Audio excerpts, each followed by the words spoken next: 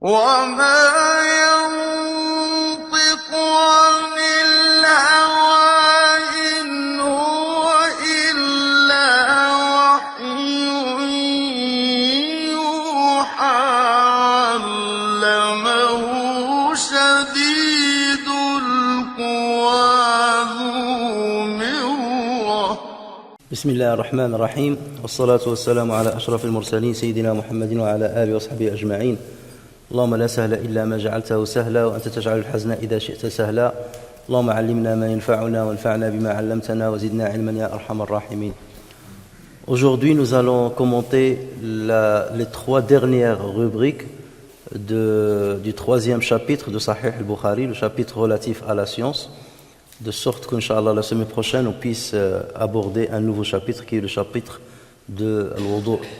Et donc on s'est arrêté au 51e rubrique que l'imam al-Bukhari rahimahullah wa nafa'ana bi'ilmihi fi ad-darain a intitulé Babu man istahya fa amara ghayrahu bis-su'al, et dans lequel il va citer un seul hadith, c'est le hadith numéro 132, et dans Tajrid Sarih c'est le numéro 107, et dans lequel il a dit rahimahullah haddathana Musaddadun qala haddathana Abdullah ibn Daoud عن الأعمش عن منذر الثوري عن محمد بن الحنفية عن علي بن أبي طالب قال كنت رجلا مذاء فأمرت المقداد بن الأسود أن يسأل النبي صلى الله عليه وسلم فسأله فقال فيه الوضوء. Donc sur ce qui a honte et demande qu'on pose la question à sa place, celui qui a honte de poser une question par pudeur et qui demande à quelqu'un, donc il confie la question à quelqu'un d'autre pour la poser à sa place. Et donc dans ce hadith-là, Ali ibn Abi Talib a dit « J'étais un homme qui avait beaucoup de sointements prostatiques ou bien de sointements préséminal. Une fois, je demandais à Al-Miqdad ibn al-Aswad d'interroger le prophète sallallahu alayhi wa sallam à ce sujet. À la question qui lui fut ainsi posée, le prophète sallallahu alayhi wa sallam a répondu « Il y a lieu de faire les ablutions. » Il y a lieu de faire les ablutions mineures, bien entendu. Alors, comme vous le savez, l'islam, c'est une religion de pureté et de propreté. Et il donne l'importance aussi bien à la pureté morale qu'à la pureté physique. Et s'agissant de cette dernière, le prophète sallallahu alayhi wa sallam a dit dans le hadith rapporté par Muslim « At-tahuru shatrul iman » At-tahuru shatrul iman, la purification représente la moitié de la foi. Donc les musulmans adorent Allah Azza wa Jal aussi à travers la purification. Ce n'est pas le cas de certaines religions, de certaines idéologies, comme souvent en Asie orientale, où parfois la saleté représentait un moyen de se rapprocher de Dieu. Et ce fut aussi le cas chez d'autres religions monothéistes, même ici en Europe. L'islam donc a instauré des rituels de purification physique, de purification corporelle, parmi lesquels il y a les petites ablutions. On appelle aussi les ablutions mineures, mais bien entendu le terme religieux c'est al-wudu. Et ainsi les ablutions majeures, al-ghusl. Donc on parle de al-wudu, ablutions mineures, et de al-ghusl, les ablutions majeures.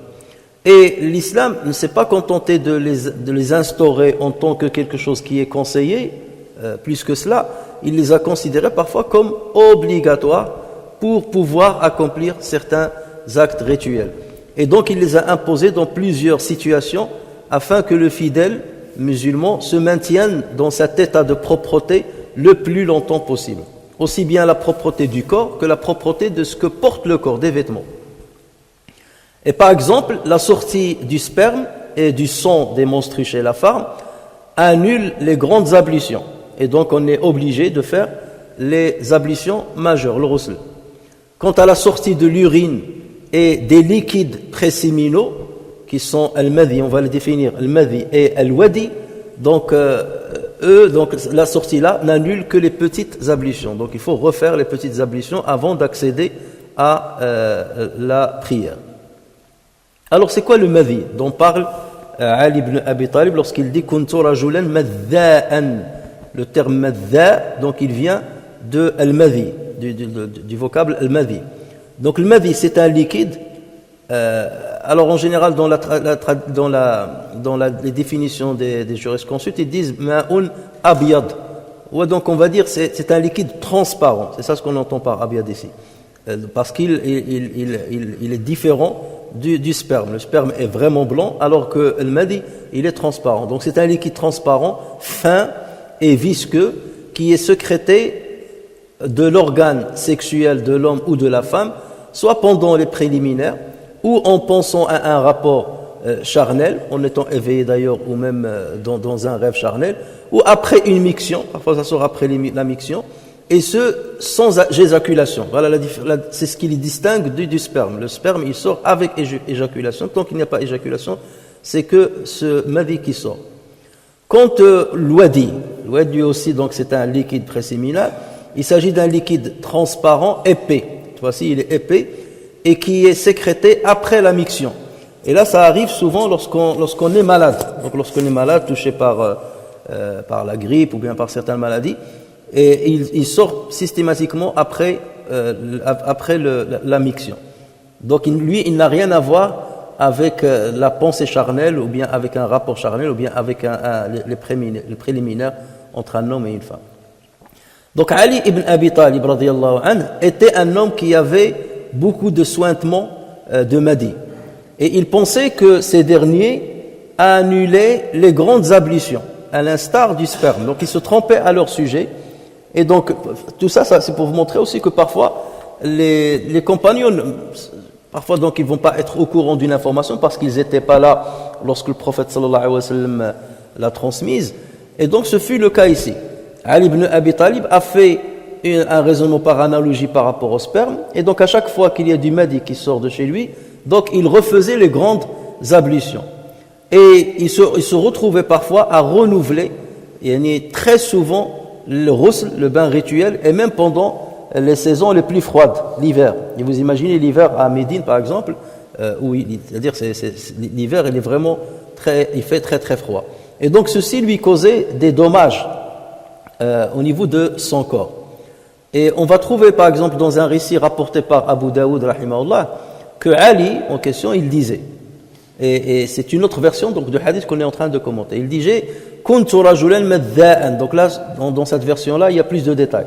كنت رجلا مذاء فجعلت أغتسل في الشتاء حتى تشقق ظهري فذكرت ذلك للنبي صلى الله عليه وسلم فقال لا تفعل إذا رأيت المذي فاغسل ذكرك وتوضأ وضوءك للصلاة فإذا فضخت الماء فاغسل. Donc Ali radiyallahu anhu disait, j'étais un homme qui avait beaucoup de sointements prostatiques ou bien préséminaux. J'ai commencé à me baigner en hiver jusqu'à ce que mon dos se fissura. Donc avec le froid, et il se lave, et il n'y a pas les moyens qu'on a aujourd'hui pour, c'est-à-dire chauffer les maisons ou bien la salle de bain ou chauffer facilement l'eau. J'ai fait part de ceci au prophète sallallahu alayhi wa sallam, et il me dit, ne le fais pas, c'est-à-dire ne fais pas les grandes ablutions, tu n'as pas besoin de faire les grandes ablutions, ne le fais pas. Si tu vois du madhi, lave ta verge et accomplis les petites ablutions pour la prière, et si tu éjacules, alors lave-toi. Donc là, il lui a montré la distinction entre la sortie du sperme et la sortie du madhi. Et étant le gendre du prophète sallallahu alayhi wa sallam, le mari de sa fille, Ali radiyallahu anhu n'osait pas, donc par pudeur, interroger le prophète sallallahu alayhi wa sallam sur ce sujet. Et c'est pour cela qu'il a mandaté Al-Miqdad ibn al-Aswad radiyallahu anhu pour qu'il le fasse à sa place. Le prophète sallallahu alayhi wa sallam a répondu à Al-Miqdad qu'on doit se contenter de laver la partie intime et de refaire uniquement les petites ablutions. Donc le lavage de la verge, ça on le verra lorsqu'on parlera de l'wudu et d'autres choses, le lavage de la verge, c'est une obligation. Donc ça, c'est une obligation. Le lavage de l'organe sexuel, lorsqu'il y a le madhi qui sort, c'est une obligation. Et ensuite, refaire que les petites ablutions. Alors, si on compare les deux versions du hadith, la version de Bukhari et la version de Abu Daoud. Dans la version de Bukhari, c'est le Miqdad ibn al-Aswad qui a posé la question à la place de Ali ibn Abi Talib. Dans la version de Abu Daoud, c'est Ali qui dit « J'ai interrogé le prophète sallallahu alayhi wa sallam sur cette question et voilà comment il m'a répondu ». Donc est-ce qu'il y a contradiction entre les deux? Pas du tout. Soit lorsqu'il a dit dans la deuxième, j'ai interrogé le prophète sallallahu alayhi wa sallam, il n'a pas voulu donner de détails, j'ai interrogé par le biais de Al-Miqdad ibn al-Aswad. Ça peut être ça. Donc il s'agit d'une seule interrogation faite au prophète sallallahu alayhi wa sallam et par le biais de Al-Miqdad ibn al-Aswad, mais par transitivité, il a dit j'ai interrogé le prophète sallallahu alayhi wa sallam, sans préciser qu'il est passé par Al-Miqdad. Ou bien le prophète sallallahu alayhi wa sallam fut interrogé 2 fois. Ça veut dire la première fois, c'est le Miqdad ibn al-Aswad qui est venu poser la question pour le compte de Ali ibn Abi Talib, donc pour dire au prophète, Ali ibn Abi Talib, voilà, il a des sointements, il n'ose pas te poser la question, donc que doit-il faire? Et il se lave complètement. Et comme la réponse qu'il va avoir, elle va l'étonner, parce que moi depuis X temps, je me lavais tout le corps, et là, le Miqdad il va revenir pour lui dire, le prophète il te dit de faire que les petites ablutions.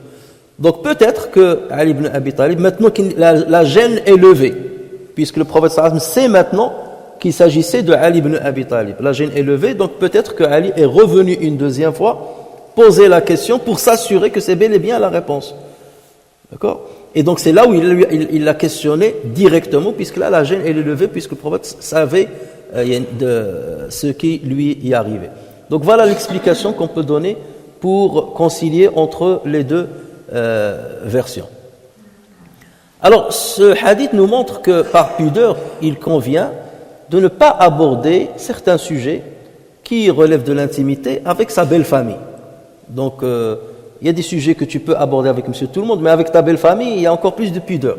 Si tu parles au père de ta femme, tu parles au frère de ta femme, à la sœur de ta femme, donc comme sur des sujets qui sont intimes, donc forcément là on a beaucoup plus de retenue, puisque l'esprit va toujours penser que, bon, là c'est le madhi, ça sort avec le sentiment de plaisir et tout, et lui c'est le mari de la fille du prophète. Donc voilà pourquoi il n'a pas voulu aborder ce sujet d'une manière directe.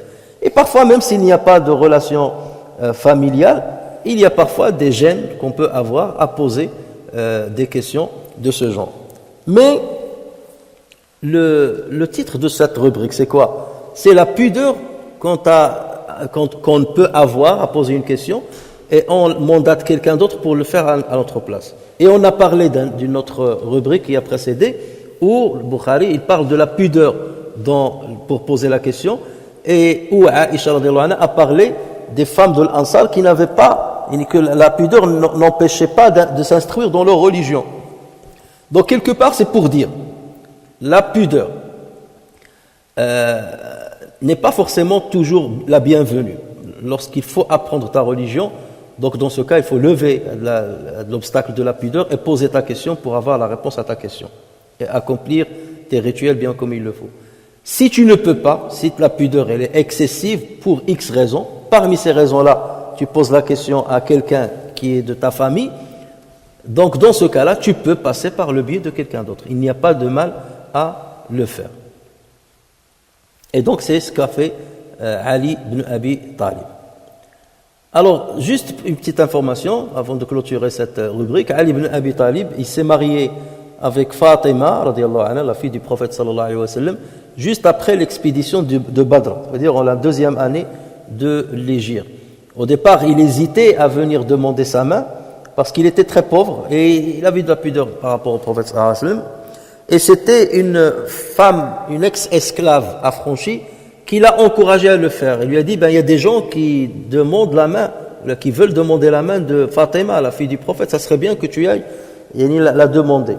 Et donc après hésitation, il est allé voir le prophète sallallahu alayhi wa sallam, mais le prophète il l'a compris. Dès qu'il est rentré chez lui, il a vu son attitude, il était timide, il ne pouvait pas le regarder et tout, il était timide. Et le prophète sallallahu alayhi wa sallam l'a abordé tout de suite. Il lui a dit, tu es venu pour demander la main de Fatima? Il lui a dit, justement, tu l'as deviné. Ça vous montre aussi comment le prophète sallallahu alayhi wa sallam avait le firasa, ce qu'on appelle le firasa, savoir certaines choses sans entendre la demande de la personne ou sans que la personne ne parle. Et donc le prophète sallallahu alayhi wa sallam, il lui a dit, mais je n'osais pas te le dire parce que j'étais très pauvre. Et le prophète sallallahu alayhi wa sallam lui a dit, est-ce que tu as encore ton bouclier? Il avait un bouclier qui n'était pas très cher. Il lui a dit, je l'ai. Il lui a dit, ça sera sa dot. Ça sera sa dot. Et ça montre que le prophète sallallahu alayhi wa sallam n'était pas excessif dans la demande de la dot pour ses filles. Et d'ailleurs, il a encouragé les musulmans à ne pas l'être. Donc Ali ibn Abi Talib a eu 5 enfants avec Fatima radiyallahu anha. Le plus grand c'est le Hassan radiyallahu anhu, ensuite le Hussein radiyallahu anhu, ensuite Muhsin, sauf que ce troisième est mort à un âge très précoce, donc il était encore très très jeune. Et il a eu 2 filles avec lui, Zaynab al-Kubra, parce qu'il a eu, à Sayyidina Ali, il a eu une autre fille qui s'appelle Zaynab, on l'appelle cette fois-ci Zaynab Soura, d'une autre femme, et Kaltoum. Et Ali, radiyallahu anhu, donc est resté avec Fatima jusqu'à sa mort. Donc il ne s'est jamais marié avec une deuxième femme, jusqu'à ce que Fatima, radiyallahu anha, soit décédée, et ce n'est qu'après qu'il s'est marié avec d'autres femmes. Donc voilà ce qu'on peut dire comme commentaire sur cette rubrique. Et on passe à la 52e rubrique que l'imam al-Bukhari rahimahullah a intitulée Babu dhikri al-ilmi wal-futiya fil masjid, et dans laquelle il a cité le hadith 133, c'est le numéro 108 dans le Tajrid Sarih, et dans lequel il a dit Haddathani Qutaybah ibn Sa'id قال حدثنا الليث بن سعد, c'est un grand jurisconsulte, قال حدثنا نافع مولى عبد الله بن عمر. L'imam Nafi', donc c'est un des rapporteurs d'une des lectures. Lorsqu'on parle de Warsh an Nafi', donc c'est un des grands lecteurs du Coran. Donc il fait partie des 10 qui ont rapporté des lectures notoires du Coran. Et lui, il était un ancien esclave chez la famille de Omar ibn Khattab. Donc حدثنا نافع مولى عبد الله بن عمر بن الخطاب عن عبد الله بن عمر أن رجلا قام في المسجد فقال يا رسول الله من أين تأمرنا أن نهل؟ فقال رسول الله صلى الله عليه وسلم يهل أهل المدينة من ذي الحليفة ويهل أهل الشام من الجحفة ويهل أهل نجد من قرن. وقال ابن عمر ويزعمون أن رسول الله صلى الله عليه وسلم قال ويهل أهل اليمن من يلملم. وكان ابن عمر يقول لم أفقه هذه من رسول الله صلى الله عليه وسلم. Donc cette rubrique c'est sur le fait d'enseigner la science ou de répondre à des questions dans une mosquée. C'est pour montrer qu'il n'y a pas de gêne à ce qu'on pose des questions dans la mosquée, même à voix haute lors d'un dars, et il n'y a pas de gêne pour le savant de répondre à une question qui lui a été posée dans la mosquée. Donc la mosquée n'est pas un lieu réservé uniquement à la prière, mais ça peut être, donc et ça, c'est même bénéfique et c'est même souhaitable que ce soit un lieu où on enseigne. La preuve, on a déjà donné des preuves et là aussi ça se confirme. Donc Abdullah ibn Omar a dit, un homme se leva dans la mosquée et dit, ô envoyé d'Allah, et lorsqu'il dit se leva, ça veut dire qu'on était assis, et il dit, donc ça veut dire qu'il a dit à haute voix, tout le monde l'a entendu. Ô envoyé d'Allah, à partir de quel endroit nous ordonnes-tu d'accomplir le tahlil, al-nuhil? Et ça veut dire quoi tahlil? Ça veut dire d'accomplir la talbiya. Donc la talbiya pour l'umrah ou bien pour le hajj. On va expliquer ça. Et le prophète sallallahu alayhi wa sallam de répondre, les gens de Médine le procéderont à partir de Dhul Hulayfa, ceux de Syrie à partir d'Al-Juhfa, ceux de Najd à partir de Qarn. Et Abdullah ibn Omar, le narrateur de ce hadith, ajouta, on prétend que l'envoyé d'Allah a dit encore, les gens du Yémen commenceront la talbiya à partir du Yalamlam. Quant à moi, je ne sais pas que l'envoyé d'Allah sallallahu alayhi wa sallam ait prononcé ces derniers mots. C'est-à-dire cette précision, ce quatrième miqat, je ne savais pas, je n'ai pas entendu du prophète sallallahu alayhi wa sallam, mais les gens le rapportaient, ça veut dire les compagnons le rapportaient. Donc dans cette rubrique, l'imam al-Bukhari rahimahullah apporte la preuve selon laquelle on peut interroger des savants dans une mosquée et qu'on peut faire de cette dernière un lieu de transmission de savoir. Il cite donc ce récit dans lequel un homme interrogeait le prophète sallallahu alayhi wa sallam dans la mosquée de Médine. Donc ici il s'agissait bien de la mosquée de Médine, sur l'endroit à partir duquel on peut élever la voix avec talbiya. C'est pour ça lorsqu'il dit min ayna nuhil, tahlil, c'est le fait d'élever la voix avec la talbiya, labbayk Allahumma labbayk, labbayk la sharika laka labbayk, innal hamda wa ni'mata laka wal mulk la sharika lak. Donc c'est cette formule-là qu'on répète souvent juste après la formulation de l'intention de l'umrah ou bien la formulation de l'intention de l'hajj. Lorsque tu dis labbayk Allahumma umratan, ça c'est la formulation verbale de l'intention d'accomplir l'umrah. Labbayk Allahumma hajjatan ou hajjan ou bihajjatin. Donc ça c'est la formulation verbale ni de l'intention d'accomplir le hajj. Et les savants disent aussi qu'on peut le faire même sans formulation verbale. Dans tous les actes rituels, il n'y a pas de niya, d'intention verbale. Pour la prière, tu ne dis pas Bismillah, Allahu Akbar, la prière de Dhuhr, la prière de l'Asr, tout ça, ça se fait avec le cœur. Même pour le hajj et le umrah, on peut le faire avec le cœur, mais le mieux, puisque le prophète sallallahu alayhi wa sallam l'a fait à voix élevée, donc le mieux c'est de le dire verbalement, mais il n'y a pas de mal à le faire sans. Alors maintenant, le prophète sallallahu alayhi wa sallam, min ayna nuhil, min ayna, à partir d'où, l'endroit à partir duquel on accomplit la talbiya, ou bien on accomplit la sacralisation, l'ihram, on l'appelle al-miqat. Al-miqat, et son pluriel c'est al-mawaqit. Alors ça veut dire quoi le miqat? Le miqat, ça veut dire al-hadd, la limite. Lorsqu'Allah Azza wa Jalla dit yas'alunaka 'anil ahillah qul hiya mawaqitu lin-nasi wal-hajj, il t'interroge à propos des différents stades de l'hilal, de la lune, comme il apparaît aux gens. Dit hiya mawaqit, ça le mawaqit, ce sont des limites pour les gens et pour le pèlerinage. Il y a des limites à partir desquelles certains savants disent des limites pour qu'ils remboursent leur prêt. Tu vas dire à partir, par exemple, tel mois, je te rembourse ton prêt, et donc tu vas dire le deuxième mois du mois, ou le troisième jour du mois, ou le début du mois, ou la fin du mois. Donc c'est là que l'ahilla, ils servent aussi à cela. Ou bien l'il hajj, donc c'est le cas qui nous concerne. Donc ça c'est la signification étymologique. Maintenant, si on revient à l'istilah, ça veut dire la définition religieuse. Donc, ce sont des endroits ou des moments désignés pour accomplir une adoration précise, telle que le hajj, telle que aussi la prière. Par exemple, lorsqu'on parle de mawaqit salat, donc là, c'est des moments où on peut commencer à accomplir une prière. Miqat al-dhuhr, miqat al-asr, miqat al-isha, ainsi de suite. Le jam' c'est mawaqit. Donc ça peut être des moments comme ça peut être des endroits. Pour le cas du pèlerinage et de l'umrah, il s'agit d'endroits. Alors pour le pèlerinage, les mawaqit temporels sont les mois de Shawwal, Dhul Qa'da et les 10 premiers jours de Dhul Hijjah pour la majorité des savants. Et certains, comme les Malikites, qui disent ça va aller jusqu'à la fin de Dhul Hijjah. Mais pour la majorité, ils disent donc c'est à partir du mois du Shawwal, Dhul Qa'da et les 10 premiers jours de Dhul Hijjah. Ça c'est le moment, l'intervalle dans lequel on peut accomplir le Hajj. C'est pour ça que vous voyez des gens qui, à partir du mois du Shawwal, ils peuvent aller à la Mecque et ils peuvent déjà annoncer qu'ils sont entrés dans l'état de sacralisation pour accomplir le Hajj et attendre que les rituels du Hajj viennent à partir du 9e jour de l'Hijjah. Donc là, c'est le mawaqit. Donc tu ne peux pas aller à la Mecque pour accomplir le Hajj avant ces moments-là, ni après. Donc c'est pour ça qu'on dit ça, c'est mawaqit temporel. Mawaqit, ni zamaniya. Et les mawaqit de spatiaux, mawaqit donc makaniya. Mawaqit zamaniya, mawaqit makaniya. Alors quant aux mawaqit spatiaux, il y en a 5.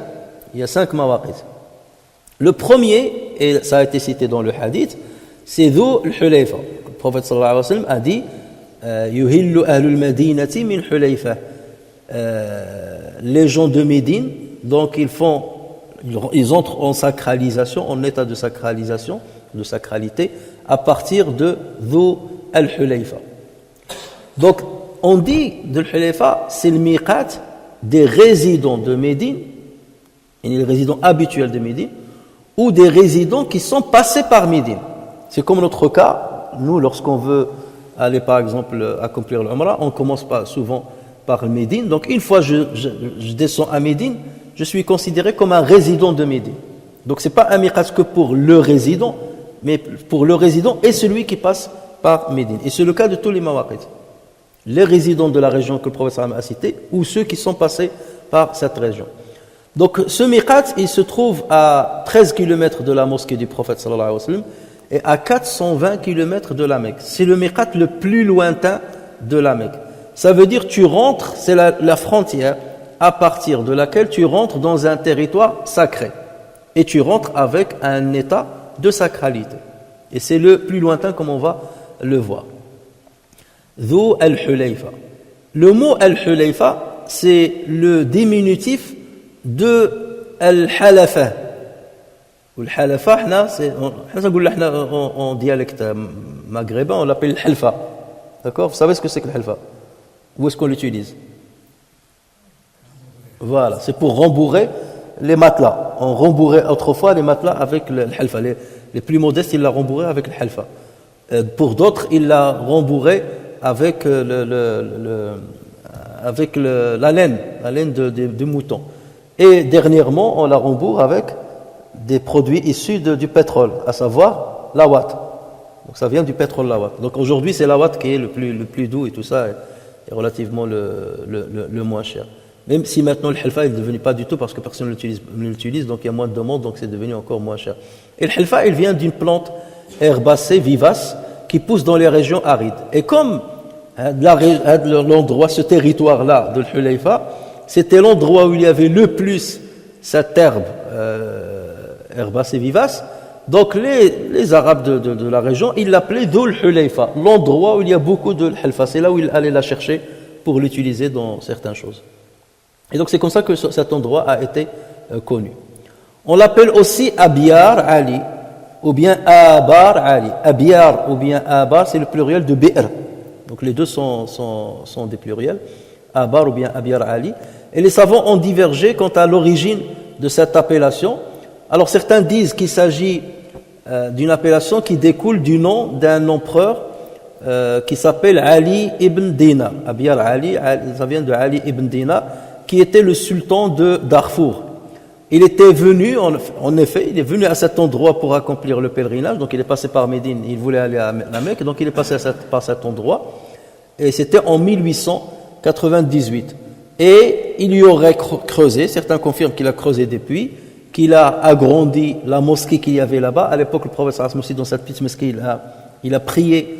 Lorsqu'il voulait accomplir Hajjat al-Wada, il est passé par cet endroit, il a prié à cet endroit, c'est devenu une petite mosquée. Maintenant, il est devenu très grande. Et donc, certains disent que parce qu'il a creusé des puits et qu'il a agrandi la mosquée, c'est pour cela que depuis, on appelle cette région-là Abar ou bien Abiyar Ali. Sauf que cette appellation n'est pas, ou bien cette théorie, cette hypothèse n'est pas valable. Pourquoi? Parce que le nom de Abiyar Ali était connu depuis fort longtemps, dans des livres beaucoup plus anciens que 1800, même à l'époque d'Ibn Taymiyyah et même avant dans des livres d'histoire. Cette région-là, on l'appelle Abar Ali ou Abiyar Ali, donc avant l'arrivée de Ali ibn Dinar. Voilà pourquoi cette hypothèse-là, elle n'est pas à prendre en compte. Pour d'autres, ils disent, on l'appelle Abiyar Ali parce que c'est un nom qui découle du nom de Ali ibn Abi Talib. Et pour eux, c'est là où Ali ibn Abi Talib s'est combattu avec des djinns. Il a combattu des djinns et il a triomphé d'eux. Sauf que les savants sont unanimes là-dessus, qu'ils disent qu'on n'a aucun récit qu'un quelconque compagnon serait bagarré ou disputé avec des djinns. Donc là, sûrement, ceux qui avancent cette hypothèse, c'est des chiites, pour montrer la grandeur et la valeur de Ali ibn Abi Talib. Donc ils ont dû forger ce récit-là, mais normalement il n'y a rien qui le prouve et c'est même invraisemblable, c'est pas possible. Donc c'est une appellation, on ne sait pas en fait d'où vient l'origine de cette appellation. Donc ça c'est le premier miqat. Le deuxième miqat c'est Al-Juhfa. Donc le prophète sallallahu alayhi wa sallam il a dit pour ceux qui viennent de Sham, pour les gens de Sham, et Sham, c'est toujours, ça regroupe la Syrie, la Palestine et le Liban. Donc, pour ceux qui viennent du Sham, leur miqat, c'est Al-Juhfa, ou qui viennent de cette direction. C'est le cas de ceux, par exemple, qui partent d'ici d'Europe, notamment de France, directement à la Mecque, qui veulent aller accomplir leur Umrah directement à la Mecque. Donc, eux, ils accomplissent leur sacralisation, leur ihram, dans l'avion, lorsque l'avion arrive à hauteur de Al-Juhfa. Vous avez toujours les pilotes qui préviennent. On est arrivé à Al-Miqat et les gens ils commencent à faire tahlil. Et donc on appelait également donc le Juhfa c'était un grand village qui était bien peuplé et qui était dans la route de ceux qui viennent depuis la Syrie vers la Mecque lorsqu'ils se rapprochaient de la Mecque. On l'appelle aussi cet endroit-là, on l'appelait aussi Muhay'a. Muhay'a. Et on l'appelle le Juhfa, pourquoi? Parce que cette cité-là a été, ou ce village, ce grand village, a été emporté par un torrent, par des inondations. Et c'est pour ça que les Arabes ils disaient Jahafaha as-Sayl, hadl qarya, Jahafaha as-Sayl. Il a été emporté par l'inondation. Et c'est pour cela qu'on l'a appelé le Juhfa, ça veut dire celle qui a été emportée ou détruite par as-Sayl, par le torrent. Et donc c'est pour cela que les gens ne passaient plus par ce village-là dans leur voyage, puisqu'il a été détruit. Autrefois on passait pour acheter, vendre, se reposer. Donc ils passaient par un autre village qui n'est pas très loin de Al-Juhfa, qui s'appelle Rabigh.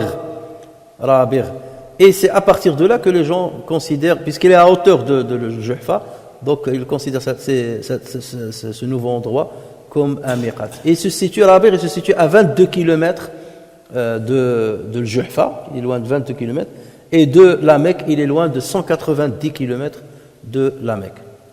Donc vous voyez, beaucoup moins que les 420 km de Dhu al-Hulayfa. Ensuite, vous avez le troisième miqat, c'est Qarn. On parle de Qarn, comme dans le hadith, il a dit Qarn pour les gens qui viennent de Najd. Ou bien on l'appelle Qarn al-Manazil. On l'appelle aussi Qarn al-Tha'alib. Qarn al-Tha'alib, les renards.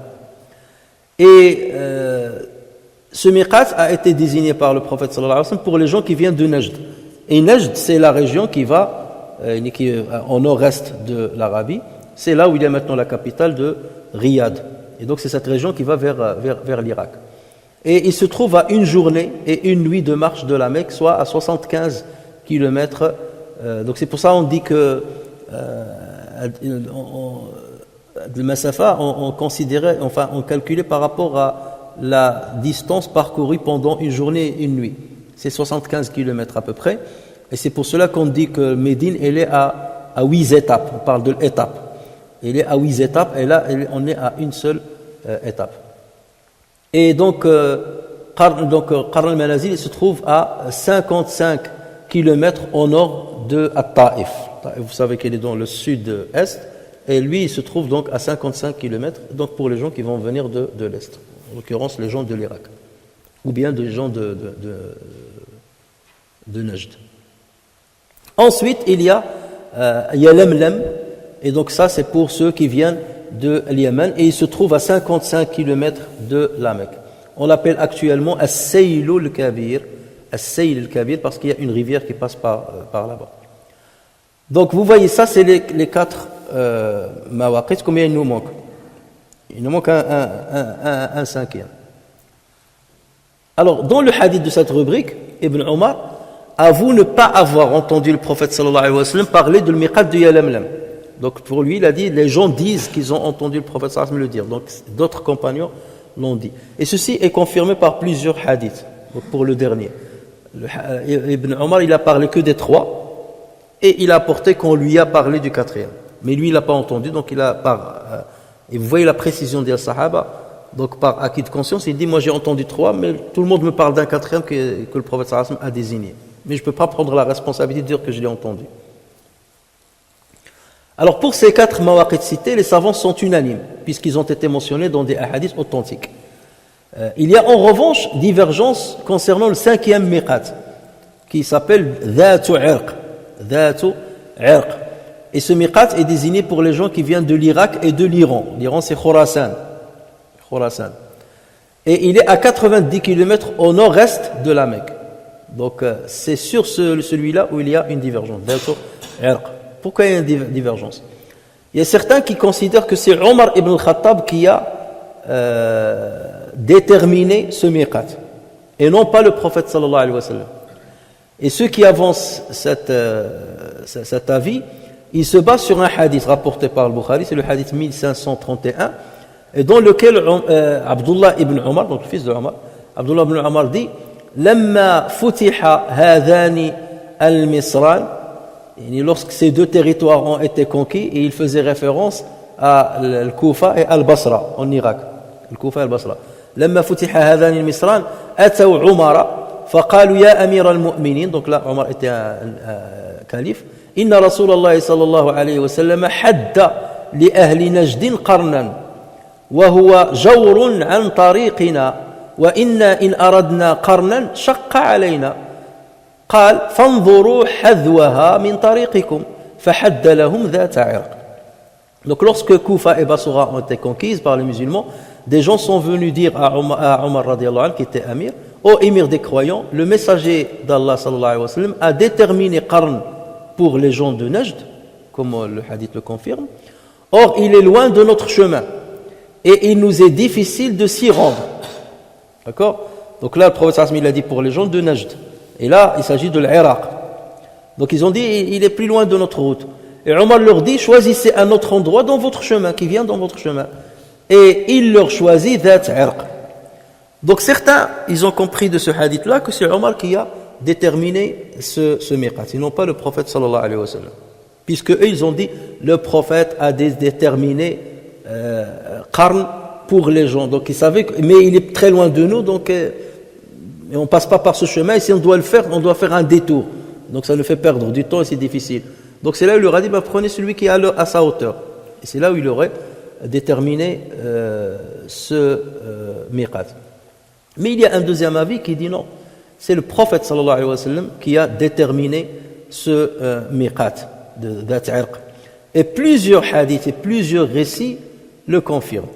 Il y a certains qui affaiblissent certains récits, mais d'autres authentifient certains récits. Mais lorsqu'on rassemble tous les récits, on peut confirmer sans doute que c'est le prophète sallallahu alayhi wa sallam qui l'a déterminé. Et Ibn Hajar parle justement de cette situation. Il dit, quant à ce qui a été mentionné dans Al-Bukhari, que Dhat Irq était du temps de Omar, ceci ne contredit pas les preuves qui attestent que c'est le messager sallallahu alayhi wa sallam qui l'a déterminé. Omar radiyallahu anhu ne savait pas cette information. Il a alors, par son ijtihad, par son effort intellectuel, opté pour ce choix, qui s'est avéré concordant à la décision antérieure du prophète sallallahu alayhi wa sallam. Donc ça veut dire Omar ibn Khattab n'était pas au courant que c'était un miqat. Mais comme ces gens-là de l'Irak sont venus le voir pour lui dire Qarn c'est très loin de nous, et lui il a dit dans ce cas, puisque vous passez par Dhat Irq, prenez-la comme l'endroit de miqat, puisqu'il est à hauteur de Qarn. Donc lui c'était un effort personnel qu'il a fait. Mais il a concordé avec ce que le prophète sallallahu alayhi wa sallam avait déjà annoncé, sauf que Omar n'était pas au courant de cela. Et on sait par ailleurs que Omar ibn Khattab, à plusieurs reprises, il a eu des avis ou des opinions qui ont concordé avec le Coran, avec des versets coraniques qui sont venus a posteriori pour confirmer ce que Omar ibn Khattab a demandé, comme par exemple le hijab pour les femmes et d'autres choses. Le prophète sallallahu alayhi wa sallam a déterminé ces mawaqit avant que les résidents de ces régions n'embrassent l'islam. L'Irak n'était pas musulman, Al-Najd n'était pas musulman, Yémen, ils étaient musulmans déjà, Al-Sham n'était pas musulman. Et déjà le prophète sallallahu alayhi wa sallam, il disait, pour les gens de Sham, voilà leur miqat, pour les gens de l'Irak, voilà leur miqat, de Najd, voilà leur miqat. Ça veut dire que le prophète sallallahu alayhi wa sallam savait que ces territoires-là allaient devenir musulmans. C'est-à-dire Allah Azza wa Jalla lui a dévoilé une partie du destin pour voir ce qui allait venir dans ces régions. Pour les gens qui habitent maintenant dans des endroits situés entre le mawaqit qu'on a cité, les 5 mawaqit, et la Mecque, ça sera quoi leur miqat? Ça veut dire quelqu'un qui est entre Médine, mais il est plus loin de Dhul Hulayfa, entre Médine et la Mecque. Ou bien quelqu'un qui est entre le Juhfa et la Mecque. Ça va être quoi son miqat? Alors ceux-là, ils vont accomplir leur sacralisation depuis chez eux, depuis leur demeure.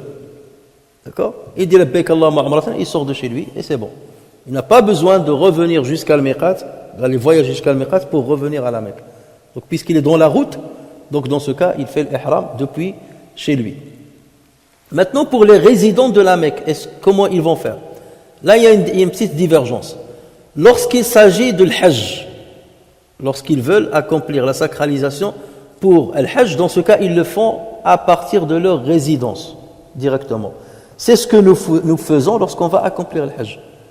Lorsqu'on fait le Mut'a, donc qu'est-ce qu'on fait? On va en général, soit on vient par Médine, soit on va directement à Jeddah. On dit labbaik Allahumma lorsqu'on fait le Mut'a.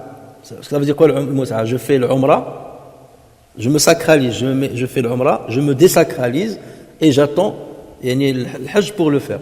Donc ça s'appelle le mut'a. Le qiran, c'est lorsque je fais les deux en même temps. Labbaik Allahu umratan wa hajjan, les deux en même temps. C'est-à-dire je ne me désacralise pas. D'accord? Ou bien l'ifrad, je viens de dire labbaik Allahumma hajjan dès le départ. Ça veut dire je ne fais pas de umrah. Sauf que pour les deux premiers choix, je dois donner le hadi, je dois égorger le hadi parce que j'ai profité de mes voyages pour faire deux actes rituels. Donc maintenant, pour nous, lorsqu'on fait, on ne fait pas le hadi. Lorsqu'on fait l'ifrad, il n'y a pas de hadi. Celui qui veut faire que le hajj tout seul, il ne fait pas le hadi. Voilà, il n'égorge pas de mouton. Maintenant, donc, j'ai dit que nous, c'est ce qui nous arrive lorsqu'on fait le tamattu. On rentre à la Mecque en tant que mu'tamirin, après on se désacralise et on devient des résidents de la Mecque. On devient des résidents de la Mecque. Donc, lorsqu'on veut faire le talbiya ou bien l'ihram pour le hajj, on le fait depuis nos hôtels. D'accord? Donc, c'est comme les Mecquois, pareil, donc ils le font depuis leur demeure. Maintenant, si les gens de la Mecque veulent accomplir le Umrah, est-ce qu'ils le font depuis chez eux? Non. On leur dit, vous devez le faire à partir du mawaqit qui montre le territoire sacré de la Mecque. En fait, ce qu'il faut savoir, c'est que la Mecque est entourée par une frontière. Cette frontière-là, elle délimite le territoire sacré de la Mecque, ce qu'on appelle le haram al-Makki, et non pas la mosquée, pas le masjid al-haram. Le masjid al-haram, c'est la mosquée. Le haram al-Makki, c'est la ville de la Mecque. Donc, il a des frontières, d'accord? Il y a des frontières, c'est ce qui sépare la partie sacrée de la partie non sacrée. Donc, pour quelqu'un qui veut faire l'Umrah et qui est un résident à la Mecque, qu'est-ce qu'il va? Il va sortir jusqu'à l'extérieur de l'Haram al-Makki. Il faut qu'il rentre dans le territoire non sacré, ce qu'on appelle le Hil, qui est le territoire sacré, le Haram, et le territoire non sacré, le Hil. Il faut aller là-bas, faire l'Ihram et ensuite rentrer à la Mecque. D'accord? Et donc il y a des endroits maintenant connus par les gens vers lesquels on y va pour faire l'Ihram là-bas. C'est le cas de Tan'im. Et Tan'im, c'est ce qu'on appelle aujourd'hui Masjid Aïcha. Pourquoi on l'appelle Masjid Aïcha? Parce que Aïcha radiyallahu anha, lorsqu'elle a fait le pèlerinage avec le prophète sallallahu alayhi wa sallam, elle avait ses menstrues, donc elle n'a pas pu faire les ablutions.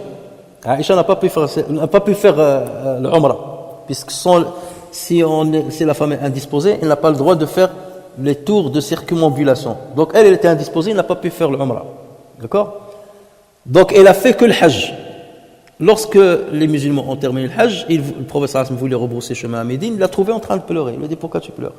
Il lui a dit, tout le monde est venu et tout le monde a accompli le Umrah et le Hajj, et moi j'ai accompli seulement le Hajj. Donc le prophète sallallahu alayhi wa sallam, il a appelé le frère de Aïcha, Abdurrahman. Il lui a dit, va avec ta sœur jusqu'à Tan'im. Et Tan'im, donc là c'est un territoire non sacré. Ramène ta sœur jusqu'à Tan'im, tu fais ton ihram et tu viens faire une umrah. Et c'est ce qu'il a fait, il est rentré, il a fait l'umrah et ensuite il a rebroussé chemin avec le prophète sallallahu alayhi wa sallam. Donc il y a Tan'im, il y a aussi ce qu'on appelle Ju'rana, et se trouve à 20 km à peu près de la Mecque, 20 km, donc le Ju'rana, ou bien il y a Arafat. Arafat c'est un territoire non sacré. Le Muzdalifa, c'est un territoire sacré. Mina, c'est un territoire sacré. Tu es dans le territoire. Mais Arafat, il est à l'extérieur de ce périmètre. D'accord? Donc, soit tu vas à Arafat, tu reviens, soit tu vas à Tan'im, tu reviens, soit tu vas à Ju'rana, tu viens. Et c'est pour cela que ceux qui veulent faire un deuxième Umrah, là, il y a la divergence entre les savants. Quelqu'un qui a fait son Umrah, il est venu à la Mecque, il a fait son Umrah, il est resté à la Mecque, il veut faire une Umrah. Donc, c'est là où certains vont lui dire, ben, tu sors. Tu vas jusqu'à Tan'im, comme Aïcha a fait, et tu reviens et tu fais ton deuxième Umrah, ou la troisième, ou la quatrième. Donc, autant que tu veux, tu es considéré comme un résident de la Mecque. Pour d'autres, là, ils disent non. Tu ne peux pas avoir le privilège d'être les vrais habitants de la Mecque. Le prophète, sallallahu alayhi wa sallam, selon eux, selon cet avis, a donné cette exception qu'à Aïcha. Parce que Aïcha, à cette période-là, n'est pas une résidente réelle de la Mecque. Elle est venue de Médine. Donc c'est pour eux, non, ils lui donnent seulement cette autorisation de sortir à l'Hil et de revenir. Donc ça ne peut pas se faire par tout le monde. Donc il faut aller au vrai mawaqit. Donc soit aller à Dhul Hulayfa, soit à Dhat Irq, ou bien... D'accord? Donc c'est ça la divergence qui existe entre les savants. Et donc, comme vous voyez, si on considère qu'on est des résidents de la Mecque, parce que lorsqu'on est à la Mecque et on reste plus de 4 jours, on sait qu'on va rester plus de 4 jours, on accomplit les prières normalement, comme les résidents.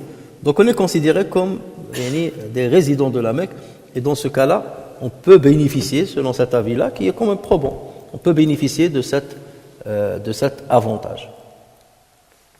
Maintenant, pour un pèlerin qui a dépassé ses mawaqit sans sacralisation, pour une raison, X raison, il ne savait pas, ou il était dissipé, ou il ne connaissait pas, après il s'est retrouvé loin de miqat, il a dépassé le miqat sans rentrer en sacralisation. Il n'a pas dit labbaik Allahumma umratan ou bien labbaik Allahumma hajjan. Qu'est-ce qu'il faut faire? Alors donc, il aura commis un péché et doit l'expier avec un sacrifice. Donc on lui dit continue, tu fais la sacralisation là où tu t'es rendu compte et tu fais ta umrah ou bien ton hajj, mais tu dois te faire expier ce péché-là en égorgeant donc un mouton par exemple. Ou bien on lui dit si tu ne veux pas faire cette expiation, tu reviens à al-miqat et tu fais la sacralisation depuis le miqat. Tu reviens, tu fais la sacralisation et tu rentres à la Mecque. C'est comme ça qu'on lui demande de faire. En revanche, maintenant, pour la personne qui ne souhaite pas accomplir l'umrah, elle veut aller à la Mecque sans accomplir ni l'umrah ni le hajj.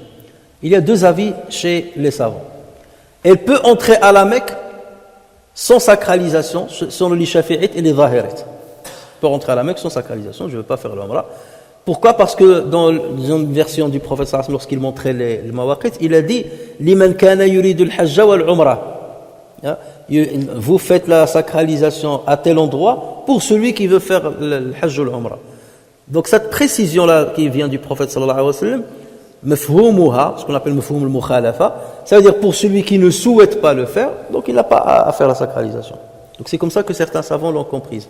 Donc ils ont dit oui, tu peux rentrer sans faire la sacralisation. Non, pour d'autres savants, elle doit accomplir la sacralisation, et ça c'est l'avis des autres écoles.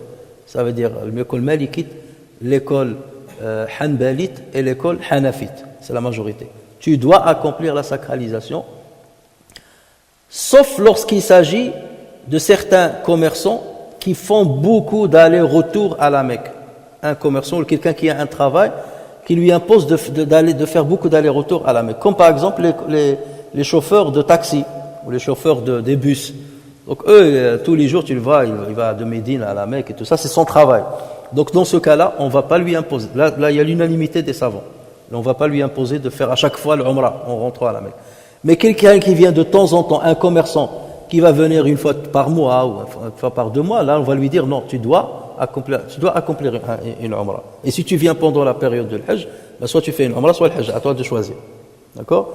Mais si c'est un commerçant qui fait beaucoup d'allers-retours par mois, supposons une fois chaque semaine, donc on l'épargne de cette obligation. Il est épargné de cette obligation. Et justement, ceux qui ont opté pour cet avis, ils se basent sur un hadith rapporté par al-Bayhaqi et al-Tahawi, et dans lequel le prophète sallallahu alayhi wa sallam a dit « La yadkhulu ahadun makkata illa muhrima » Personne n'a le droit d'entrer à la Mecque qu'en étant en état de sacralité. Donc eux, ils se basent sur ce hadith. Vous voyez ce hadith-là, il donne plus de précision que la petite précision que les zahirites et les shafi'ites ont pris en compte. Là, le hadith-là, il est beaucoup plus explicite. Donc voilà ce qu'on peut dire concernant cette rubrique, et on termine avec la 53e rubrique, et la dernière de ce chapitre, que l'imam Bukhari rahimahullah a intitulé « Babu man ajaba as-sa'ila bi akthara mimma sa'alah » Et le Bukhari a cité le 134e hadith, qui est son 9e chez vous. حدثنا آدم قال حدثنا ابن أبي ذئب عن نافع عن ابن عمر عن النبي صلى الله عليه وسلم وعن الزهري عن سالم عن ابن عمر. Donc là vous voyez en fait il y a 2 chaînes de transmission qui convergent vers Ibn Umar, d'accord? Lorsqu'il a dit وعن الزهري, ça veut dire, c'est comme si le Bukhari le dit, il y a une autre chaîne de transmission par laquelle m'est parvenue la même information. Cette fois-ci, c'est sur Zuhri, sur Salim, sur Ibn Umar. Ça, c'est ce qu'on appelle al-mutaba'a. Al-mutaba'a. Trouver 2 chaînes de transmission qui se recoupent, la 3, qui se recoupent en la même personne. عن النبي صلى الله عليه وسلم أن رجلا سأله ما يلبس المحرم فقال لا يلبس القميص ولا العمامة ولا السراويل ولا البرنوس ولا ثوبا مسه الورس أو الزعفران فإن لم يجد النعلين فليلبس الخفين وليقطعهما حتى يكونا تحت الكعبين. Donc cette rubrique, c'est sur celui qui répond à celui qui l'interroge avec des détails dépassant la question. C'est-à-dire tu poses une question à quelqu'un et au lieu de te donner la réponse, une réponse limitée à la question, il s'étale beaucoup plus. C'est ce que les savants appellent la générosité dans la réponse. La générosité dans la réponse, tu ne te contentes pas du minimum, tu fais profiter la personne d'autres éléments de savoir qu'il ne connaissait pas. Et ça, c'est souvent bien de le faire avec talabat al-ilm. Ceux qui apprennent la religion, ils ont besoin d'apprendre beaucoup. Donc, lorsqu'il pose une question, tu peux t'étaler avec lui pour lui donner d'autres informations qu'il ne connaissait pas. Et lorsqu'il s'agit de monsieur tout le monde, tu lui donnes la réponse directe à sa question.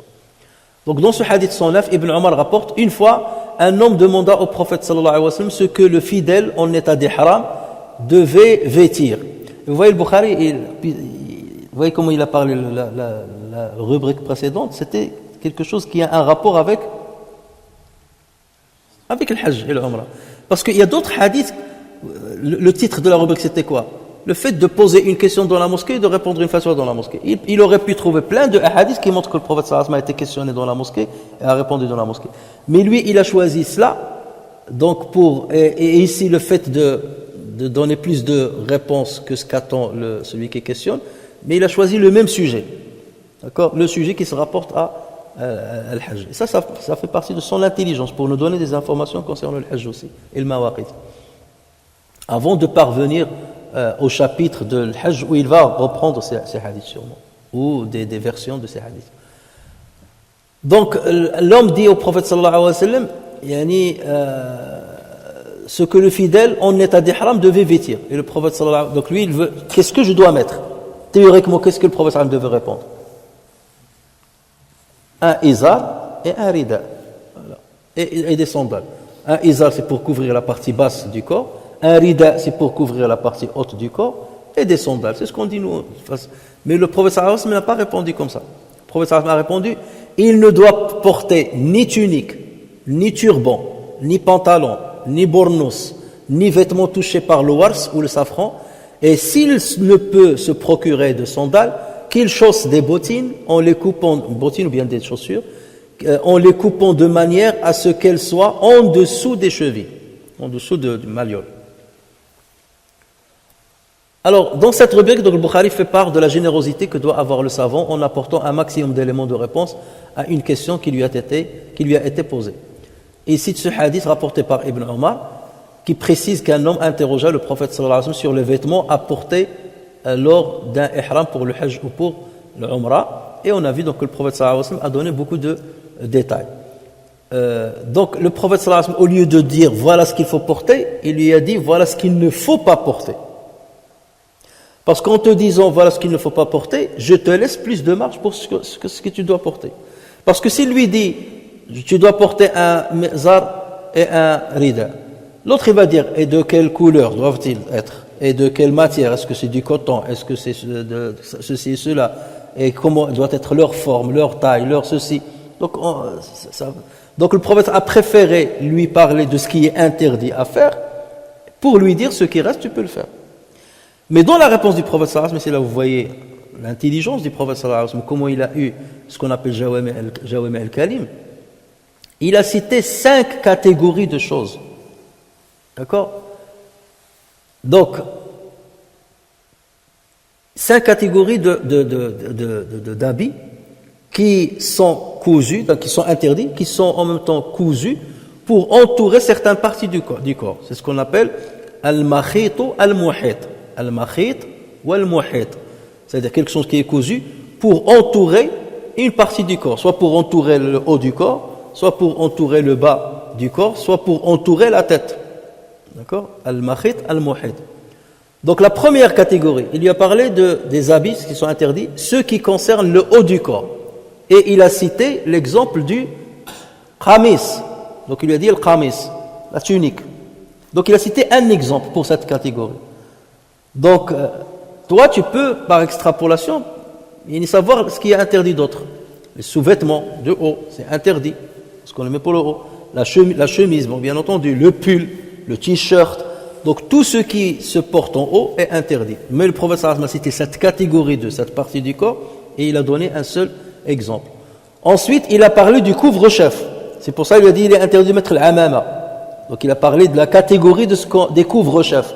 Et il a cité l'exemple de l'amama, le turban qu'on met sur la tête. Mais ça suppose que tout ce qui se met sur la tête, ça peut être un tarbouch, ça peut être une taqiya, le qil naswa, et ainsi de suite. Tout ce qu'on peut mettre sur la tête. Donc le prophète il a cité la catégorie de la tête et il a cité un exemple interdit qui est celui du turban. Ensuite, il a cité ce qui couvre les deux, ça veut dire la tête et le haut du corps. C'est al-burnus, c'est la cape. Ou bien nous on l'appelle slham, parce que slham, il a toujours un capuchon qu'on met sur la tête et il a le bas. Donc le prophète il a dit ce qui est interdit pour le haut, ce qui est interdit pour la tête, ce qui est interdit pour les deux, celui qui couvre les deux. Quatrième catégorie, il a cité ce qui concerne les jambes. Et donc là, il a cité le pantalon, sirwal. Mais on peut imaginer aussi que la jupe est interdite. Supposons que c'est des Écossais qui deviennent musulmans qui viennent faire le pèlerinage. En général, ils mettent les jupes. Je ne sais pas s'il y a un autre peuple qui le fait. Mais voilà, donc là aussi, parce que ça couvre, c'est cousu pour entourer le bas. Donc là aussi, c'est interdit. Et ensuite, il a parlé de ce qui concerne les pieds. Et il a cité l'exemple des chaussures. D'accord ou bien les bottines. Donc le prophète sallallahu alayhi wa sallam a également interdit tout tissu qui a été parfumé, donc là c'est la sixième catégorie, tout tissu qui a été parfumé par le safran ou bien par l'wars. Et l'wars, ça c'est une plante odorante que utilisaient les Arabes autrefois, qui a une belle odeur. Donc là il a dit, donc il ne faut pas, sauf si ça a été lavé. Si ça a été lavé et qu'il reste des traces, là il n'y a pas de problème. Et ça existe dans une version où le prophète sallallahu alayhi wa sallam a dit وَلَا تَلْبَسْ ثَوْبًا مَسَّهُ الْوَرْسُ وَالزَّعْفَرَانِ إِلَّا أَنْ يَكُونَ غَسِيلًا. Sauf s'il est lavé. Dans ce cas, il n'y a pas de problème. S'il a été lavé.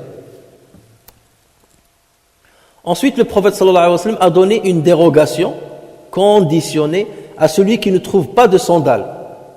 Pour celui qui ne trouve pas, parce que les gens à l'époque, c'était pas facile d'avoir des sandales, des chaussures et tout. Parfois, ils ont que des chaussures qu'ils mettent tout le temps. Donc, il a dit, si vous avez une difficulté à trouver des sandales, donc vous coupez vos bottines, ou bien vos chaussures, pour qu'ils soient plus bas que les chevilles. Dans ce cas-là, vous pouvez les utiliser. Mais le mieux, bien entendu, c'est des sandales. Alors, l'imam Ahmed ainsi que Abu Daoud rapportent sur Ibn Omar radiyallahu anhuma qu'il demandait, que ce dernier demandait aux femmes également de couper leurs chaussures en dessous des chevilles. Ibn Omar, bon, il avait connaissance que de ce hadith-là, donc il pensait qu'il concernait aussi les femmes. Mais il y a une sahabiya qui s'appelle Safiya bint Abi Ubayd qui l'informa que Aïcha radiyallahu anha lui a rapporté que le prophète sallallahu alayhi wa sallam a autorisé les femmes de porter des khouf. Donc Ibn Omar n'avait pas cette information, c'est pour ça qu'il disait aux femmes coupez vos chaussures.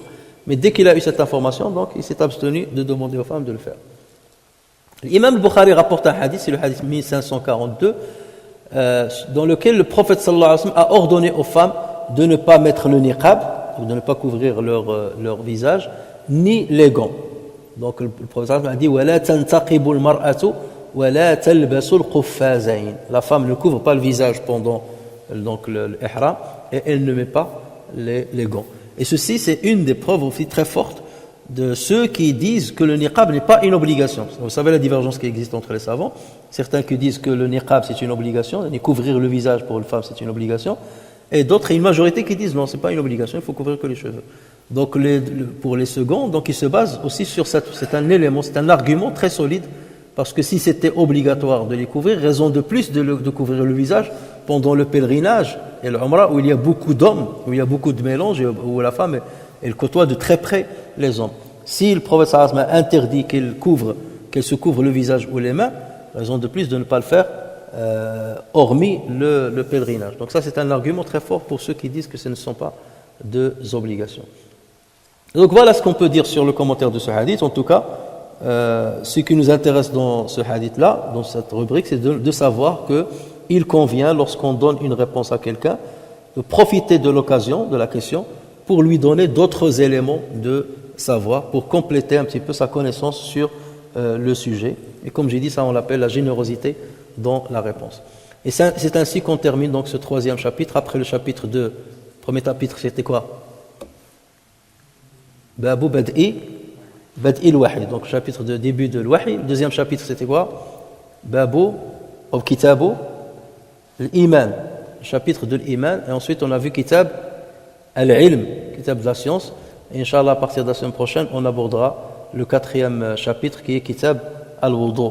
نفعني الله وإياكم بالقرآن الكريم وبحديث سيد الأولين والآخرين وغفر الله لي ولكم ولسائر المسلمين سبحانك اللهم وبحمدك نشهد أن لا إله إلا أنت نستغفرك ونتوب إليك سبحان ربك رب العزة عما يصفون وسلام على المرسلين والحمد لله رب العالمين.